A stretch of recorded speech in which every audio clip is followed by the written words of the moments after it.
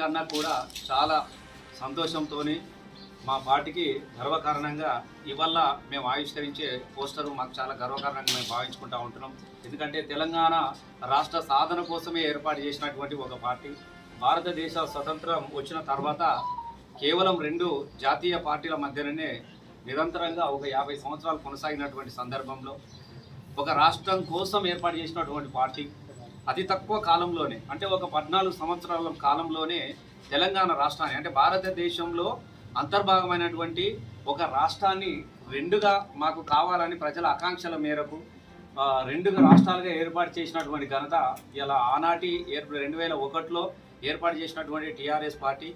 అలాంటి TRS party ఇలా జాతీయ స్థాయిలో కూడా విస్తృతపరచాలన్నటువంటి ఉద్దేశంతో దాన్ని బీఆర్ఎస్ పార్టీగా కూడా మలుచుకున్నటువంటి సందర్భంలో ఇలా 2001 నుంచి ఈ 2025 వరకు పార్టీని స్థాపించి 20 సంవత్సరాలు అవుతున్నటువంటి సందర్భంలో దాన్ని గొప్ప ఈ రైతోత్సవ వేడుకలు నిర్వహించాలని గౌరవ తెలంగాణ తొలి రాష్ట్ర ముఖ్యమంత్రి వర్యులు, తెలంగాణ రాష్ట్ర సాధకుడు కేసీఆర్ గారు ఏర్పాటు చేసినటువంటి ఈ కార్యక్రమంలో, అలాగే గౌరవ వర్కింగ్ ప్రెసిడెంట్ కేటీఆర్ గారు, అలాగే ఈ జిల్లా మంత్రివర్యులు హరీష్ అన్న గారి సూచనల మేరకు ఈరోజు పోస్టర్ ఆవిష్కరణ జరుగుతూ ఉన్నది.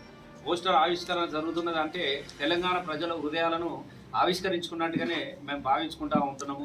ఎందుకనంటే ఇలా తెలంగాణ టీఆర్ఎస్ యొక్క తొక్కులాట, బీఆర్ఎస్ పార్టీ ఆకాంక్ష అంతా కూడా తెలంగాణ రాష్ట్రాన్ని ఏ విధంగా అయితే మనం సాధించుకున్నటువంటి తెలంగాణను ఒక 10 సంవత్సరాల కాలంలోనే చాలా అత్యంత అద్భుతంగా, అంటే ప్రపంచమే ఒక ఆశ్చర్యపోయే విధంగా అతి తక్కువ కాలంలో అభివృద్ధి చెందినటువంటి రాష్ట్రంగా ఏర్పాటు చేయడానికి కోసము మరి బీఆర్ఎస్ పార్టీ తరపున గౌరవ కేసీఆర్ గారు వారు ముఖ్యమంత్రిగా ఉన్నటువంటి సందర్భంలో ఇలా ఈ గులాబీ జెండా మళ్ళీ ప్రజలకు అండగా నిలబడాలన్నటువంటి ఆకాంక్ష ఇలా ప్రజల్లో వ్యక్తమవుతూ ఉన్నది. మేము ఈ సన్నాహక సమావేశంలో భాగంగా చాలా గ్రామాలకు వెళ్ళినాం. మొన్న మా ఆడబిడ్డలందరూ కూడా చాలామంది అన్న మేము పార్టీ తరఫున మేము తీసుకెళ్దామంటే లేదు, ఇది తెలంగాణ రాష్ట్రాన్ని సాధించినటువంటి పార్టీ.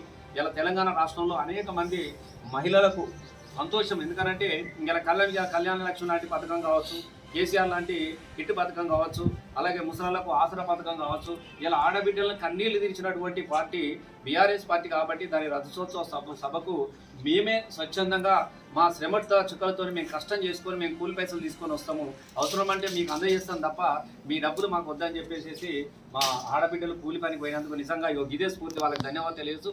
ఆ స్ఫూర్తి అనేది ఇలా నియోజకవర్గం అంతా కూడా మాకు కనబడతా ఉన్నది.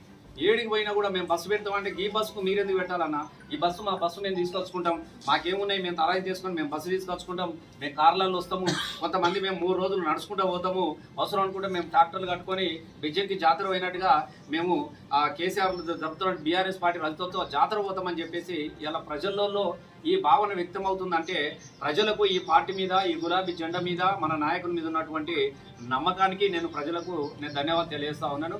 దీనికి గాను బెజ్జంకి మండలం నుంచి సుమారుగా ఒక 2000 మందిని, అంటే పార్టీ ఆదేశానుసారము మేము ఎంతమంది అయినా సిద్ధంగా ఉన్నాం, కానీ ఈ నియోజకవర్గం నుంచి ఒక 10,000 మందిని అధికారికంగా, అంటే పార్టీ పిలుపు మేరకు ఒక 10,000 మందిని మేము అనుకున్నప్పటికీ కూడా ఇంకా చాలా మంది కూడా స్వచ్ఛందంగా వస్తామని కూడా, వాళ్ళు సొంతంగా వస్తామని కూడా చాలా మంది అనుకుంటా ఉన్నారు. మేము మాత్రం పార్టీ ప్రజాపరంగా పూర్తి చేయడం జరిగినది. గ్రామాలలో కూడా మా కార్యకర్తలు ఆ రోజు 27 నాడు ఉదయం మేము ఇక్కడ నుంచి 10 గంటలకు బయలుదేరుతాం. బయలుదేరి ప్రతి ఊరి నుంచి కూడా ఆ ఊర్లో జెండా కార్యక్రమాన్ని ఎగరవేసి మా గులాబీ జెండాకు దండం పెట్టుకొని మా బస్ కార్యక్రమం అనేది మాది ఆ రోజు నుంచి అక్కడి నుంచి ప్రారంభం ఉంటుంది. అంటే సుమారుగా ఒక 3 గంటల వరకే అక్కడికి చేరుకునేటట్టుగా మేము అన్ని ఏర్పాట్లు కూడా చేసుకుంటా ఉన్నాం. ఎందుకంటే లేట్ అయిపోయిందనంటే చాలా ఒత్తిడి ఉంటుంది. నాకు తెలిసి కుంభమేళ తర్వాత, మొన్న జరిగిన మహాకుంభమేళ తర్వాత మళ్ళీ బీఆర్ఎస్ పార్టీ నిర్వహిస్తున్నటువంటి రజతోత్సవ మేళ మాత్రమే ఇక్కడ కనబడే విధంగా ఏర్పాట్లు చాలా ఘనంగా జరిగినాయి. కాబట్టి లక్షలాది మందిగా తరలి రానున్నారు. కాబట్టి ముందుగానే 4 గంటల వరకే అక్కడ చేరుకున్నట్టుంటే, 4 గంటలకు చేరుకున్నట్టుంటే సభకు అందుబాటులో ఉంటారు. అలాగే మన నాయకుడు చెప్పినటువంటి మాటలు కూడా వినే అవకాశం ఉంటుంది. కాబట్టి మేము 4 గంటలకే బెంచ్ గురించి చేరుకునే విధంగా ఏర్పాట్లు కూడా చేయడం జరిగినది. ఎందుకంటే లేట్ అయితే ట్రాఫిక్ ఉంటుంది, అసలు ఎక్కడిని చూసినా కూడా జన ప్రభంజనం ఉంటుంది.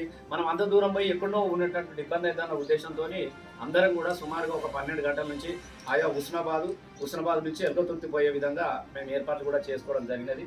దాంతో పాటుగా ఇలా గ్రామాల నుంచి వచ్చే వాళ్లకు ఎలాంటి ఇబ్బంది కలగకుండా ఎండాకాలం కాబట్టి వాళ్ళకి అన్ని సౌకర్యాలతో కూడా ఏర్పాటు చేయడం జరిగినది కాబట్టి తప్పకుండా కార్యకర్తలు అందరూ కూడా దానికి ఇన్ఛార్జీలు కూడా వేసుకోవడం జరిగింది.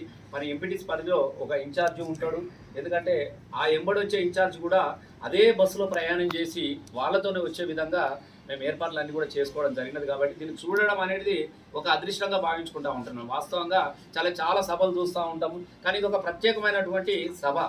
25 సంవత్సరాలు పూర్తి చేసుకున్నటువంటి ఒక ప్రాంతీయ యొక్క పార్టీ తెలంగాణ రాష్ట్రాన్ని సాధించిన తర్వాత జరుగుతున్నటువంటి రజతోత్సవ వేడుక కాబట్టి ప్రజల్లో కూడా దీని పట్ల చాలా ఆసక్తిగా ఉన్నది. ఈ కేసీఆర్ గారు ఈ రజతోత్సవ సందర్భంగా మాటలు వినాలి, ఎందుకంటే ఇలా కేసీఆర్ను కోరుకుంటా ఉన్నారు.